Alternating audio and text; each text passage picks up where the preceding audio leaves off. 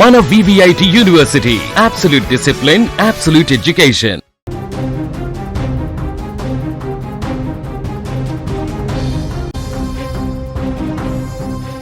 గుజరాత్లో అత్యంత విషాదకర సంఘటన చోటు చేసుకుంది.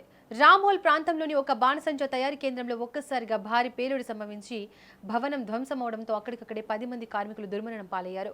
అధికారుల సీల్ను పక్కన పెట్టి అక్రమంగా ఫ్యాక్టరీని నిర్వహించడం వల్లే ఈ ఘోర ప్రమాదం జరిగినట్టు తెలుస్తోంది. ఈ దారుణ ఘటనపై దేశ ప్రధాని నరేంద్ర మోడీ తీవ్ర దిగ్భ్రాంతి వ్యక్తం చేశారు.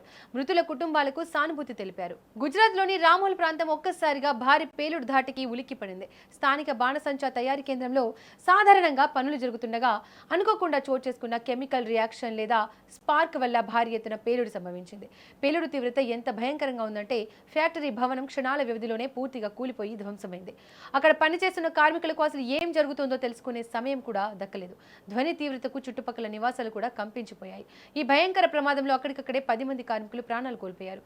సమాచారం అందుకున్న వెంటనే అగ్నిమాపక సిబ్బంది, పోలీసులు ఘటనాస్థలానికి చేరుకున్నారు. మంటలు పక్క ప్రాంతాలకు వ్యాపించకుండా ఫైర్ సిబ్బంది తీవ్రంగా శ్రమించి అదుపులోకి తెచ్చారు. శిథిలాల కింద చిక్కుకున్న వారిని వెలికి తీసేందుకు సహాయక చర్యలు చేపట్టారు. మృతదేహాలను పోస్టుమార్టం నిమిత్తం స్థానిక ప్రభుత్వ ఆసుపత్రికి తరలించారు. గుజరాత్ లో జరిగిన ఈ ఘోర అగ్ని ప్రమాదంపై భారత ప్రధాని నరేంద్ర మోడీ తీవ్ర దిగ్భ్రాంతి వ్యక్తం చేశారు. ప్రాణాలు కోల్పోయిన కార్మికుల కుటుంబాలకు తన సానుభూతిని తెలియజేశారు.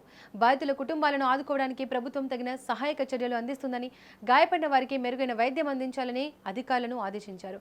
ఈ ఘటన పట్ల పలువురు ప్రముఖులు, రాజకీయ నాయకులు తీవ్ర విచారాన్ని వ్యక్తం చేశారు. కాగా ఈ ప్రమాదం వెనుక యాజమాన్యం నిర్లక్ష్యం, అక్రమ దందా స్పష్టంగా బయటపడింది. సదరు ఫ్యాక్టరీకి ఎలాంటి సరైన అనుమతులు, భద్రతా ప్రమాణాలు లేకపోవడంతో అధికారులు గతంలోనే ఈ ఫ్యాక్టరీని సీజ్ చేశారు. అధికారులు వేసిన సీల్ ను సైతం లెక్క చేయకుండా చట్ట విరుద్ధంగా రాత్రింబవళ్లు అక్కడ బాణసంచ తయారీ కొనసాగించారు. కనీస భద్రతా చర్యలు లేకపోవడం, కెమికల్స్ నిల్వ ఉంచడంలో నిబంధనలు పాటించకపోవడం వల్లనే ఈ 10 మంది అమాయక కార్మికుల ప్రాణాలు గాల్లో కలిసిపోయాయి. ఈ ఘటనపై స్థానిక పోలీసులు కేసు నమోదు చేసుకుని దర్యాప్తు చేస్తున్నారు. అక్రమంగా ఫ్యాక్టరీని నడుపుతున్న నిర్వాహకులు, యాజమానులపై కఠిన చట్టాల కింద చర్యలు తీసుకునేందుకు పోలీసులు సిద్ధమయ్యారు. ఇలాంటి అక్రమ బాణసంచ కేంద్రాలపై కఠిన చర్యలు తీసుకోవాలని, అధికారులు సీజ్ చేసిన తర్వాత ఎలా నడుస్తున్నాయనే దానిపై కూడా విచారణ జరపాలని స్థానికులు డిమాండ్ చేస్తున్నారు.